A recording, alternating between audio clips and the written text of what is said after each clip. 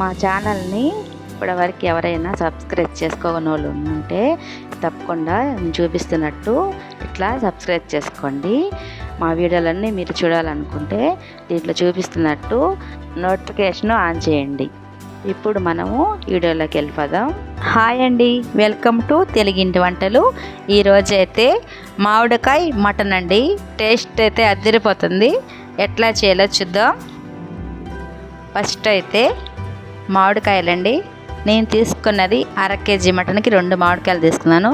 ఒక 5-6 టమాటాలు తీసుకోవచ్చు, 3 ఉల్లిపాయలు, కొత్తిమీర, కరివేపాకు, పచ్చిమిర్చి. మటన్ అయితే మనం బాగా సన్న ముక్కలుగా కోసేసుకొని నీట్గా కడిగేసి ఇట్లాగా ఒక బాండిట్లో వేసుకొని దానికి సరిపడా ఉప్పు, కొంచెం పసుపు వేసేసి స్టవ్ వెలిగించి స్టవ్ పైన పెట్టేసుకోవాలండి.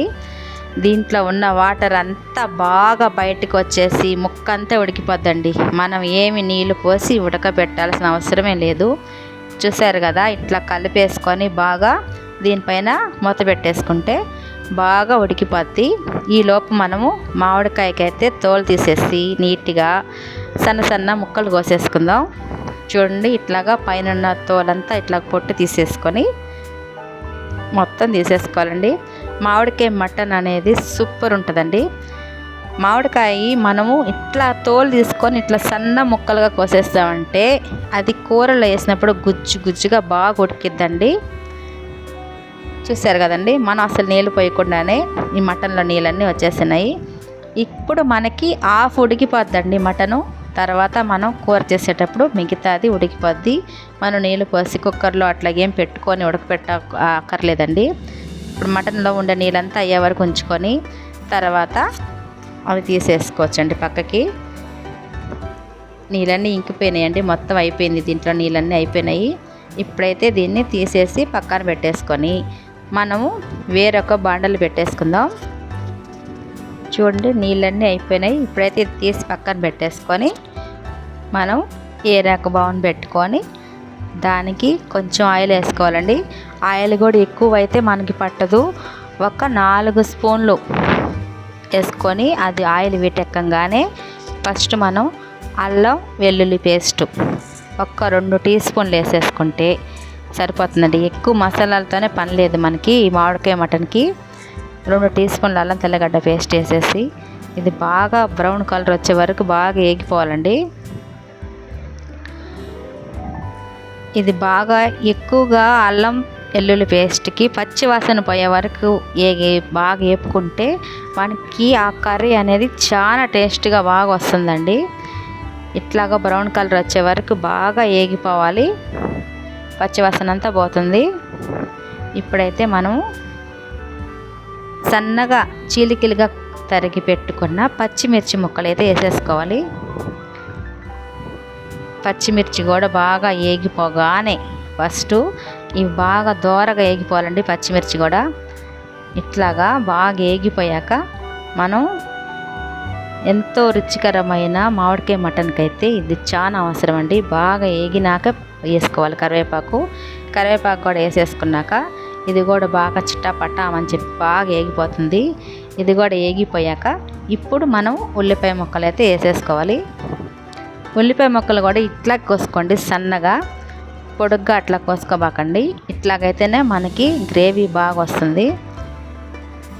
చూడండి, ఇవి కూడా బాగా వేగిపోయినాయి. ఇప్పుడు మనం సన్నగా తరిగి పెట్టుకున్న ఉల్లిపాయ ముక్కలు కూడా వేసేసుకున్నాం. చూసారు కదా, ఈ విధంగా కట్ చేసుకుంటే ఉల్లిపాయలు మనకి గ్రేవీ అనేది బాగా ఎక్కువ వస్తుందండి. పొడుగ్గా కోసుకోవద్దు, పులుసులు ఒక్కటే పొడుగ్గా వాడుకోవాలి. ఇట్లాగా మొత్తం కూరలన్నిటికీ ఇట్లాగా ముక్కలుగా కోసుకుంటేనే ఆ కర్రీ బాగా వస్తుందండి. చూడండి, ఇట్లా ఇది కూడా బాగా దోరగా వేగిపోవాలి.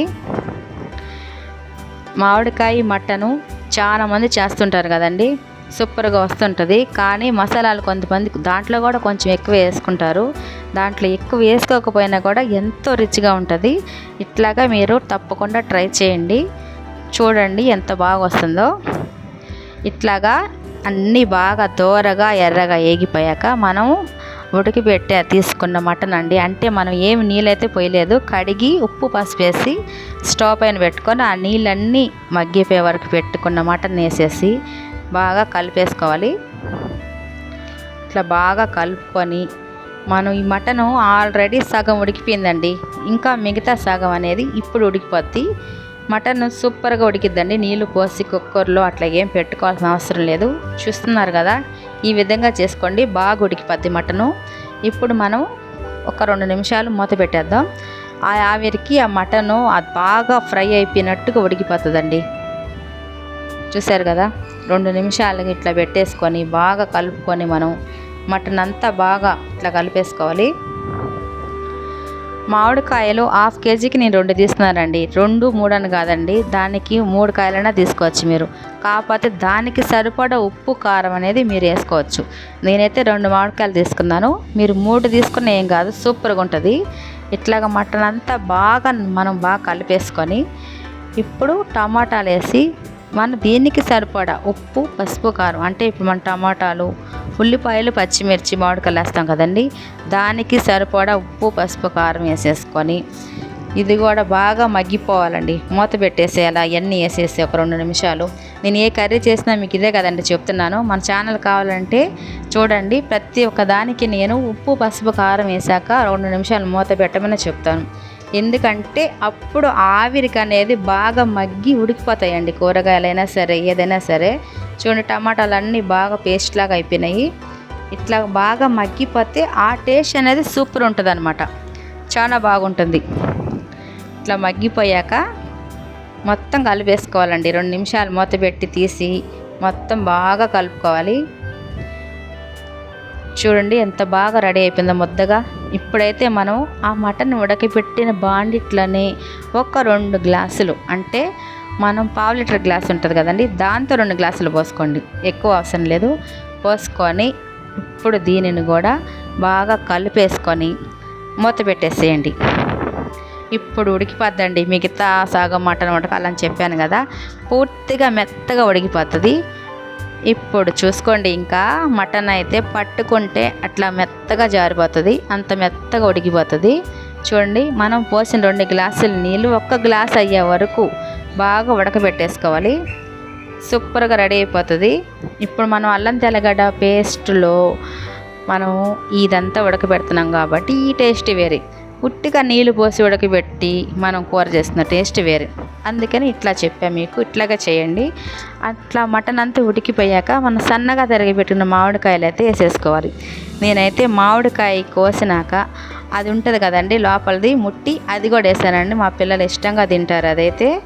చూడండి, అది కూడా వేసుకొని ఇట్లా బాగా మొత్తం కలిపేసుకొని మళ్ళీ ఒక 2-3 నిమిషాలు మూత పెట్టామంటే ఈ మామిడికాయ ముక్క పేస్ట్ లాగా మెత్తగా ఉడికిపోద్దండి, సూపర్గా వచ్చేస్తుంది. ఇట్లాగ మొత్తం బాగా కలిపేసుకొని మూత పెట్టేసుకోండి.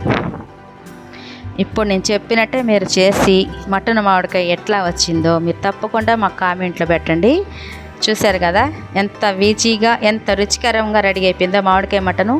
మీరు మటుకి మర్చిపోకుండా ఒక విషయం చేయాలండి, మా ఛానల్ని సబ్స్క్రైబ్ చేసి మాకు సపోర్ట్ చేశారంటే నేను ఎంతో ఈజీ అయిన వంటలు మీకు చూపిస్తాను. తప్పకుండా మీరు అట్లాగే చేసుకోండి. రుచికరమైన భోజనాన్ని ఆనందంగా అమృతంగా హ్యాపీగా భోంచేసుకోవచ్చు. మీరు చేయాల్సింది ఏంటంటే మాకు సపోర్ట్ చేయాలి. మీ సపోర్ట్ ఉంటే చాలండి, అదే నాకు ఎనర్జీగా వంటలు చేసేదానికి శక్తి ఇచ్చేస్తుంది. చూడండి, మామిడికాయ చూడండి ఎంత బాగా ఉడికిపోయిందో. చూశారు కదా ఎంత బాగా మెత్తగా ఉడికిపోయిందో. చాలండి, ఈ మాత్రం ఉడికితే ఇంక మనకి మామిడికాయ మటన్ అయితే సూపర్గా రెడీ అయిపోయినట్టే. ఇప్పుడైతే మనం ఇంకెప్పుడు చేసేదేంది, ధనియాల పొడి.